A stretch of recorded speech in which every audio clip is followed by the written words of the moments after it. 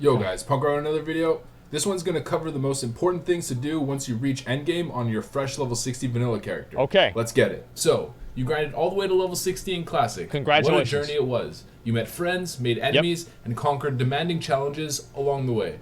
But in reality, your journey has just begun. The true challenge now awaits you. In order to rise up to those challenges, however, you'll need to be prepared. Well, I thought this was about vanilla, not Burning Crusade. What's this? You are not prepared! The question is, how to prepare? Well, look no further. This guide is going to show you exactly what you need to do a meme in from order to effectively 2009. get Molten Core ready. That's almost as old as vanilla WoW. Alright, so before we get into anything related to getting raid-ready gear, let's cover some of the basics. If you intend on being in a Not serious the God raid Emperor. group, you're going to need to stand out from the other potential applicants applying to the same guild as you. The best way to do this is do all... Here's how to actually deal with applicants applying to the same guild as you. You want to make personal connections with people in the guild, and that way they just invite you anyway. Like, it's pretty simple. Like, the most important thing in a guild is making sure that you get along with everybody else. It actually has nothing really to do with, you know, the social... Yeah, networking, exactly. Yeah, that's all you do. You just need to know the people in the guild, and they'll get you in. That's it. Nepotism, yeah, nepotism, gaining advantages through other things. That's really what matters. Like, having a 40-man raid, you can have 10 of those people AFK and it doesn't fucking matter, right? So as long as they enjoy being around you, they'll invite you. Little things. And most of this comes from professions. Firstly, you're going to want to get gathering profession, or at least a gathering profession. I don't know about that. Herbalism would probably be the most straightforward one because you can just herb, full tier and that'll 3? give you all the materials that you need for Holy raid shit. consumables going forward. However, mining is pretty good, especially in the early days, because of how much money it generates from thorium being quite expensive in the early days. But if you're looking to be self-sufficient in your raid preparation, I wouldn't suggest mining over herbalism. With that said, you can still go mining and use the money that you generate to purchase your consumables or purchase the herbs to get your consumables crafted by a guildmate. Alongside your gathering profession, you're going to want to have a crafting profession, something like blacksmithing, leatherworking, enchanting, or alchemy. Okay. I'm purposely omitting tailoring because I don't think tailoring in the very early version of the game, which is what we're going to be getting with WoW Classic, gives you that many useful patterns to create. Wait, what is ERBS? Well, why are you guys saying ERBS?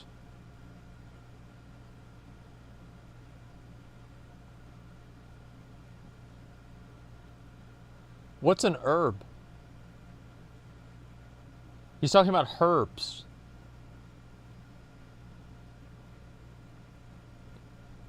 It's a herb. The most useful raid prep pattern is probably Bloodvine set, and that only comes or becomes available during the Zul'Gurub release. Alright, so first we got blacksmithing. It's super useful on a warrior, It's the best and one. in a lot of ways necessary, sometimes. So you might want to actually take mining and go blacksmithing on a warrior, especially if you're going to be a tank. I don't know about that. Core, you're going to need a full set of fire resistance gear. And in order to craft this, you're going to need to mine and smelt dark iron ore, which is obtainable in BRD and other spots This like is Molten all I Ore would as do. well.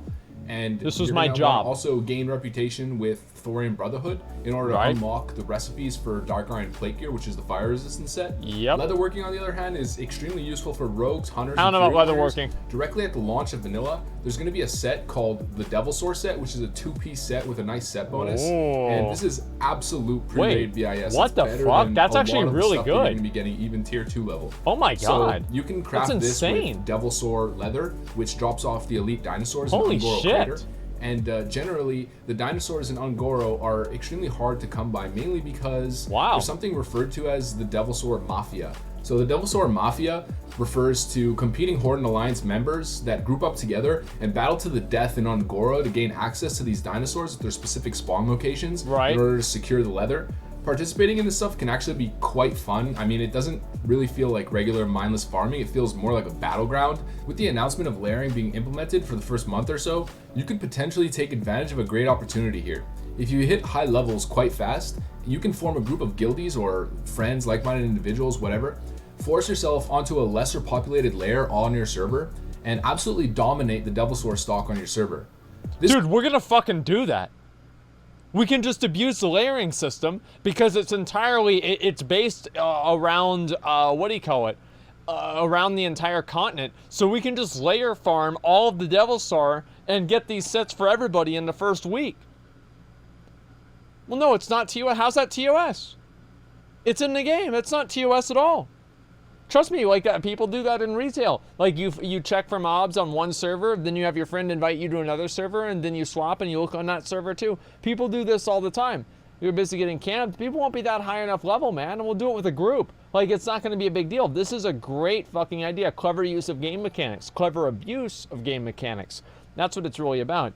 Need horde friends to kill alliance that go for it? Yeah, but I mean, we'll figure that out. It'll be okay. And also, they won't be able to swap layers as fast as we can because they don't have people inviting them.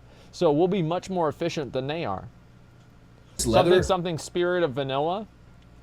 Listen, bro. If I have to deal with dozens of people messaging me, sending me mail, calling me a cocksucker, trying to jump around in front of me with level 1s, I'm gonna take these advantages whenever I can get them. Okay? I said I would not accept gold. This is a bit of a gray area here. We'll probably just put the money towards the guild bank, which is actually going to be me. I'm going to be the guild bank, but I'll have a specific character, and I'll call him. What would be a good way to? What would be a good name for a guild bank character name? Yoinkarino. Yeah, that's actually a really good. That's a great guild bank. Yeah, Asmon Bank. Yeah. Yeah, we'll call it Bank of Azeroth. Asmon Silver. That's a good idea too. Always sells like hotcakes, considering how good the Devil Sword set actually is. As for engineering, I didn't even realize it was that good. Engineering is an all-around PvE, PvP utility profession. It's the best profession in the game. So if you look at my video where I did some commentary over a VWL speedrun, you'll notice that engineering has a bunch of little unique on-use gadgets that are extremely useful in speedrunning scenarios. So if you're looking to get into a strong guild that has plans for speedrunning in the future, having maxed out engineering gives a great incentive for them to invite you and shows that you're dedicated to pushing for fast clears. Fuck yeah. A lot of the times, you can get away with going engineering and using other means to make gold in order to buy your Devil Sword set or your Dark Iron plate set or whatever. So at the end of the day, you can do whatever you want as long as you're generating gold. Enchanting is pretty self-explanatory. Most vanilla guilds that I have applied to over the years have always put so much emphasis on enchanted gear. And when I'm leading a raid guild, it's always one of the first things that I look for when looking for potential applicants. Most hardcore guilds want to see almost all of your items, or preferably all of your items, fully enchanted in order to give you a raid spot. This is a more difficult thing in the I remember there's this, this is back in the day, we had like people in the guild and they'd be like, oh, I don't want to get enchants on my gear because if I join your guild, I'm going to get better gear and I can put enchants on that instead. Like that was the best. I used to love that rationalization for people not enchanting their gear. The reason I didn't enchant my gear usually is because I was cheap, I didn't want to pay for it. But yeah, that was basically the logic that they would use back in the day. Yeah, Black Mage Weave, hey. Early days of a vanilla launch, there's more leniency on it because not many people have maxed out enchanting, and a lot of people are missing certain recipes because you need to grind rep or have them drop in a raid. But if you have the ability to enchant most of your items with even like a tier 2 enchant, it'll go an extremely long way in terms of securing yourself a raid spot. Enchanting can also be extremely lucrative. There's many rare recipes and grinded recipes like Crusader, which is a world drop, 15 agility to one-hander, and 25 agility to we should farm that today. Timbermaw rep, and raid drop enchants, holy shit, that's a good idea. Will get you rolling in the right direction for gold if you're able to attain them. Doesn't that drop in like And also, it'll allow you to be self-sustaining when it comes to enchanting your own gear. Right. At the end of the day, though, keep in mind that leveling up enchanting is probably the hardest out of all of the crafting professions to actually level up. So it takes a whole lot of dedication. So if you don't end up choosing enchanting, make sure you're farming a good amount of gold in order to keep your gear enchanted, and make sure you're also collecting all the level 50 plus green items and blue items, the BOE ones of course, so you can send them to a guildmate or a friend who's an enchanter and have them disenchant them. Is that true? And give you the mats. Alchemy is straightforward. I won't get into all the small potion recipes, but what I want to put emphasis on are flasks. Flask and vanilla are not trained by the alchemy. Increases players' maximum health by 1,200? Holy fuck, and it's a 2-hour flask? What the fuck? These flasks are ridiculous. Holy shit, these are really, really good. Wow. Crusader's Hearthglen, right? Yeah, so we'll have to go over, we can go over to Western Plaguelands, and we can kill Nathanos too. But we need a lot of people. We need to bring a lot of people if we're going to do this. Servers aren't even up yet, though. There are rare recipes that drop at a low percentage by certain bosses in late game dungeons. Flask of the Titans drops off General Drakasath in UBRS. Flask of Supreme Power drops off Ras Frostwhisper in Skolomats. And Flask of Distilled Wisdom drops off Balnazar, the final boss in Stratholme Liveside. Yeah. The drop rate is around 3 to 4% per flask, so you're going to be consistently farming these dungeons like non-stop, hopefully with your guildmates to get access to the recipes early. 100% the biggest priority as an alchemist at level 60.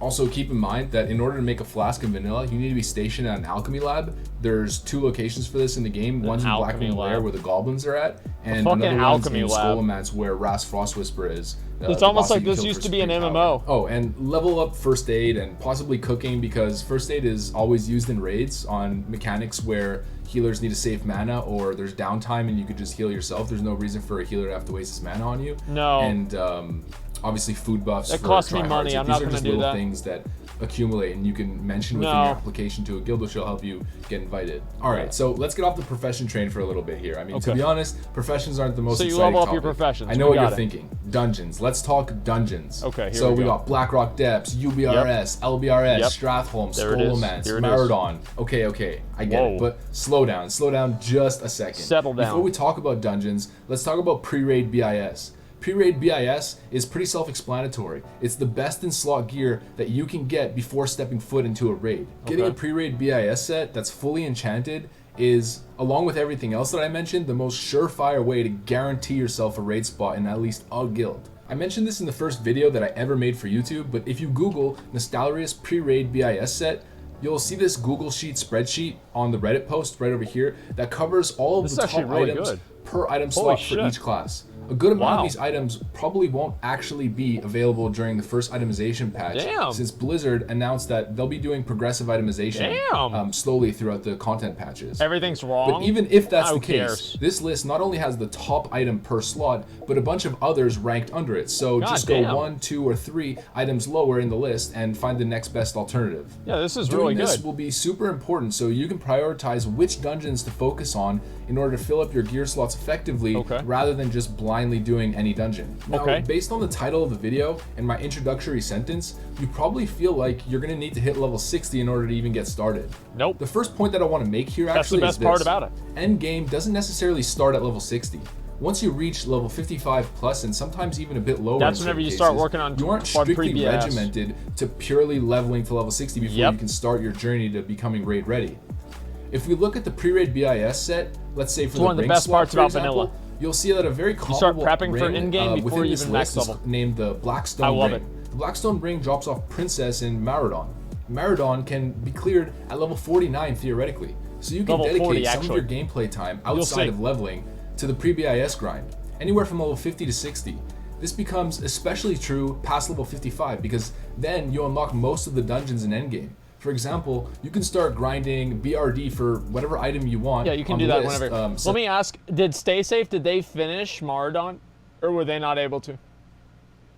Because I saw that they were trying that this morning. No? Oh, they got cucked by the server restart? Weren't they like almost at the end of it though?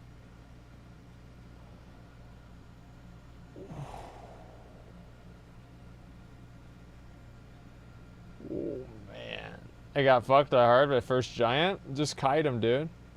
Holy shit, man, that sucks. Hand of Justice, which are BIS melee items for BWL. And I need to get that Hand of Justice. Hand of Justice is ridiculous. Starting that early will help you get the head start, or even hitting level 60 and already having those is insanely valuable. I'm probably going to make a video where I go into a lot of these items more into like a deep dive style, so I won't go into too much detail about them, but yeah, anyways, we'll keep that for another one. Alongside the dungeon grind, you're also going to want to focus on specific dungeon quests. There aren't that many of them. I think some of them may not even come with the first patch that we get. Specifically like the quest line that leads to the quest In Dreams. You can correct me if I'm wrong. I don't know what Blizzard's stance on this, but that's technically the one... this quest line was added in patch 1.7. That's where Tyrion's son dies. Be available during the Molten Core content that's patch really release. Fucking good. But if it is available, it gives a really nice tank chest piece and a melee DPS necklace. I think it's called Mark of Fordring. So again, if you can do it, then it's an absolute must. But aside from that, there's also a couple other spoilers, quests by the way, that give some really nice items, so let's go over some of those. So alongside that, you're also going to want to do your Onyxia and Molten Core attunement quests while in the high level 50 range, and those quests are going to take you both through Blackrock Depths. Attunement to the Core, which is the quest for Molten Core, asks you to clear all the way to the Molten Core portal within BRD. You can also do this cheesy route through the magma to just get there without having to clear the whole instance. You collect the stone and then take it back and you're attuned. So the Onyxia attunement quest is different for Horde and Alliance. I'm not going to go into too much detail and like start getting into this was what it is on annoying, both sides. dude. I'll just tell you really quick, the Alliance one is in BRD. I don't think we're going to be able to get a kill on Onyxia or any of these bosses in week 1 in Classic. Like, there's, like, no way of it happening. I mean, I could see, like, a super no-life guild being able to do it. But in terms of, like, just an average guild or whatever the fuck, like, there's no fucking way it's going to happen. Like, I can't see it happen. Onyxia attunement takes forever. Well, the issue is, like, even if I can do it, then let's say how many other people are going to be able to do it. That's the main issue. Stay Safe will? Yeah, maybe Stay Safe will do it, but will everybody else in his guild do it? I mean, that's a really hard, like a high level thing to expect. I don't see any of these, like, you know, guilds, because how can you really tell if your guild is going to be super motivated whenever Classic actually comes out? You know, there's everybody, like, this is like whenever expansions come out, right? Expansion comes out, and right before the expansion, your raiding roster is 50 people, right? You can make 2 raids, and then by the time that Mythic comes out, your raiding roster is 18 people, because they all just dropped out, changed their mind, or decided not to play, and then 3 or 4 of them that actually leveled up turned out to actually be fucking garbage, and we couldn't trust them to be in the raids. I get the issue with this kind of shit is, like, yeah, if you have, like, a guild from, like, private servers or whatever, maybe you'll be able to do it. But anytime there's a server like this, or anytime there's a transition period, you always lose people in translation. Ever happens every fucking expansion. So I don't know if any guild is going to kill Onyxia or Ragnaros on week 1. If they do, that'll be extremely impressive. But my guild will kill it on 2nd week, so I'm not too worried about it. Help Marshal Windsor escape from prison, and you also have to do a bunch of pre-quests and later quests after that. And an interesting thing actually is that there's a pre-BIS belt for Fury Warriors that you get along that Onyxia Chain quest. So that's super useful as well, and it kind of ties in. You're getting attunements, you're getting a pre-BIS item. Yeah, that is really good. Damn. Doing it. So okay, that's a good belt. 3 birds with 1 stone, right? The most important quest out of the Onyxia's Lair attunement quest line is for the Horde on the Horde side, which asks you to go slay War Chief Rend, and there's General Dracasath's Demise on Alliance side, which asks you to go kill General Dracasath. Both of them are in UBRS.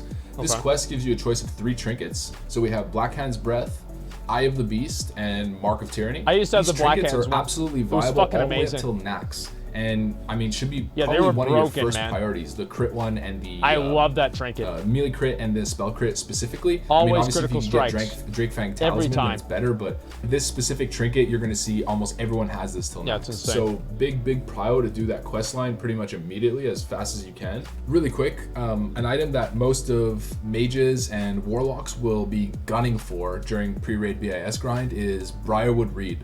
This is a trinket with 29 spell power that drops from Jed in UBRS. This boss in UBRS is actually a rare spawn, so you're gonna have to do it a bunch of times, a bunch of UBRS runs to actually get it. Especially considering that you're probably gonna be in the 10-man dungeon, because UBRS is a 10-man dungeon with a bunch of different casters or a couple different casters, and it might take you upwards of potentially 30 runs to get this item, to be completely honest. And it's one of the reasons why I'm staying away from mages specifically this time around in vanilla, is just the loot grind is so real, and the competition for loot makes it even worse. But I digress. The point is, this item will last you till late BWL, until Tharion's tier pretty much.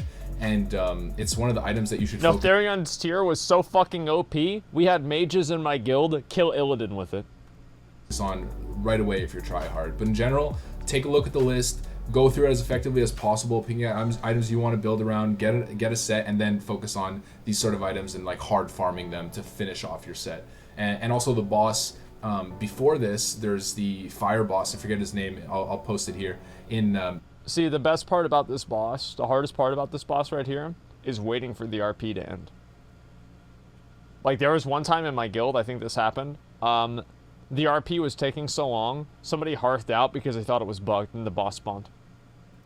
UBRS drops True Strike shoulders for melee, and these shoulders are incredibly good. These will again last. Yeah, those are really good too. One thing you're going to want to do as a melee once near level 60 is get this dropped quest item in Winterspring, which allows you to start picking up this consumable that drops straight off the furbolgs there. It's called Winterfall Firewater, which gives you 35 attack power for 20 minutes and makes you grow in size. So my mom used to farm these for me. There's also Juju power buffs that you can get from the Winterfall Echo quest, but that isn't available till patch 1.11. That was so annoying. I think that's going to be available in the first phase of WoW. Yeah, my mom would actually farm this one. In general, she'd mail them to me. Consumables available in Winterspring, so just be aware of that going forward. All right, so let's summarize everything really quick. Okay. First part I covered was professions. Good. Becoming self-sufficient with your consumables and generating enough income to get all your stuff enchanted, purchase all What was that picture, dude? What was that fucking... Look at that gear.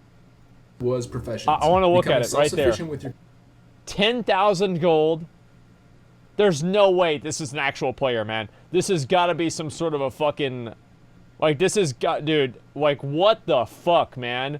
Like, stacks of flasks, dark rune, water. He's got his mounts right there. Holy shit, 10,000 gold? How the fuck do you have 10,000 gold?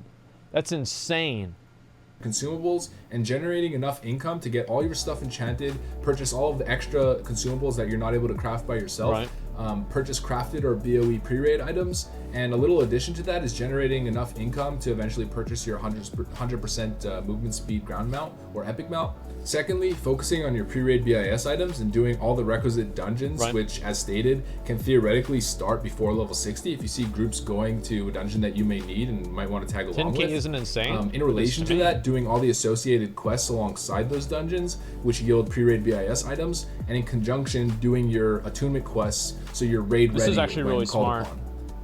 Being level 60 with a full pre-raid BIS set, fully enchanted, 2 maxed out professions, a steady supply of consumables including first aid and food buffs, is the magic recipe to successfully getting into a guild. Of course. You can have 10 gladiator titles, have the best reaction time, you're literally faker, you know, the most nimble little fingers on earth, but that means nothing. Didn't they shut Arena Junkies down?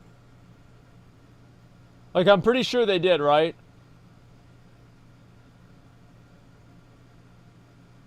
Yeah, I mean, I think that goes to show how many people are actually invested in Arena Junkies. Yeah, it's down. I know, Nick. I know you're very upset about that because you used to troll people and talk shit on the website. I remember it very clearly. But unfortunately, they did have to get rid of it. Yeah, Thoughtbot, yeah, they got rid of that too. To most PvE raid leaders in comparison to showing dedication on maxing out your gear and statting through enchants and consumables, blah blah blah. I can buy your whole family. Want to raid with someone who shows effort, trust me. And if you follow this model that I've laid out for you, it will be clearly apparent that you know what you're doing and that you're putting in that extra effort to get raid ready, which is exactly what guild recruitment officers are looking for. I probably could have gone into more detail on specific items and whatnot, maybe covered some more things, but I want to keep it relatively short, and I don't want to underestimate your ability to sort of sort out what I'm telling you and do the research. Should have underestimated me. Things stand because I don't know what to do. And I think, you know, if you take a look at all of the resources that I've given you, you'll understand the pattern of itemization and why certain things are more sought after than others. Now, with that said, make sure to like, comment, subscribe. That stuff goes a really long way with the algorithm. It helps my channel grow. So if you guys want to support my content and you want more content like this, that's pretty much the best way to do it. Hope you guys enjoyed the video. As always, I'll see you guys on the next one. Have a good one. Peace. A winner. Pay the front line, take the don'ts. He's coming out again for a new point. Get your bets down, ladies and gentlemen. What the fuck is this? 4-4's the point, Mark 4. Ace, deuce, scrap, Mark 4. Oh my god. Okay, so this is... Welcome to private server YouTube, boys. Here it is. Absolutely amazing.